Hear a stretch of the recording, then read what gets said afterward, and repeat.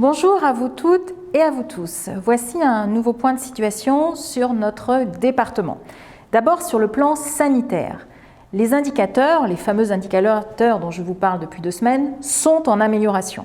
Et c'est une bonne nouvelle et c'est à vous que nous le devons, à toutes celles et tous ceux qui font des efforts. Si on regarde ce qu'on appelle le fameux taux d'incidence, c'est-à-dire combien de personnes sur 100 000 habitants ont été testées positives au cours des 7 derniers jours. Eh bien, il y a 2 semaines, nous étions à plus de 400 et nous sommes tombés cette semaine à 330. C'est donc une amélioration qu'il faut saluer. Si on regarde maintenant le taux de positivité, c'est-à-dire combien, sur le nombre de tests réalisés, combien sont positifs. Il y a 2 semaines, il y avait 1 test sur 5 qui était positif et nous sommes redescendus à 18%, c'est-à-dire pour 100 tests réalisés, 18 sont positifs, ce qui est là aussi une amélioration.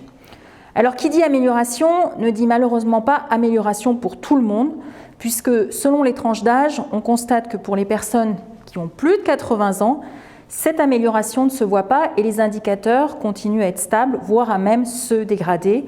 C'est pour ça qu'il est très important de poursuivre nos efforts. Si on regarde du côté de l'hospitalisation, nous avons eu à déplorer encore cette semaine plus de 10 morts à l'hôpital et quelques morts dans les EHPAD liés au coronavirus.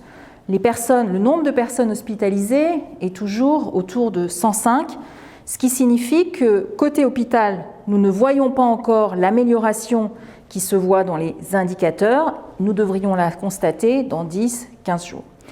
Cela signifie donc qu'il faut que nous poursuivions nos efforts parce que faire reculer le virus, c'est faire en sorte qu'il y ait moins de personnes hospitalisées et surtout que nous ayons moins de morts à déplorer. Alors je mesure pleinement les efforts qui sont demandés, notamment aux commerçants qui ont dû fermer leur commerce. Je voudrais, c'est le deuxième point, profiter de ce petit message pour rappeler les aides qui existent, sur lesquelles nous avons beaucoup bataillé au cours de l'automne pour faire en sorte qu'elles soient plus importantes que celles qui existaient pour la période du premier confinement. Si votre commerce a dû être fermé, ce qu'on appelle une fermeture administrative, parce qu'elle a été demandée par l'État, eh bien, vous pouvez avoir une compensation de votre chiffre d'affaires de novembre 2020 à hauteur du chiffre d'affaires de novembre 2019, plafonné à 10 000 €. Je prends un exemple, un fleuriste qui ferait 5 000 € de chiffre d'affaires aura 5 000 € de l'État. Un restaurateur qui ferait 14 000 € de chiffre d'affaires aura 10 000 € de l'État et ceci vaut pour toutes les entreprises de moins de 50 salariés. Alors cette semaine, vous avez été très nombreux à m'interroger sur ce sujet. Si l'entreprise a été créée en 2020, forcément, il ne peut pas y avoir de comparaison par rapport au chiffre d'affaires de 2019. Il y a la possibilité aussi d'avoir des aides pourvu que l'entreprise ait été créée avant le 30 septembre 2020. Si vous continuez à faire du click and collect, de la vente à emporter, eh bien ça ne diminuera pas l'aide que vous recevrez de l'État et ce point-là est aussi très important. Donc je vous invite à vous connecter dès fin novembre et dès début décembre pour que vous puissiez solliciter ces aides. Évidemment, ces aides ne sauraient résoudre toutes les difficultés que vous rencontrez, mais elles sont importantes pour que vous puissiez bénéficier d'un soutien. Enfin, je voudrais, pour terminer ce petit message, terminer par une note peut-être un peu plus positive. Cette semaine, il y a eu lundi dernier l'annonce par un laboratoire américain et un laboratoire allemand de la possible découverte d'un vaccin. Pour moi, c'est une très bonne nouvelle. Je crois beaucoup à la science.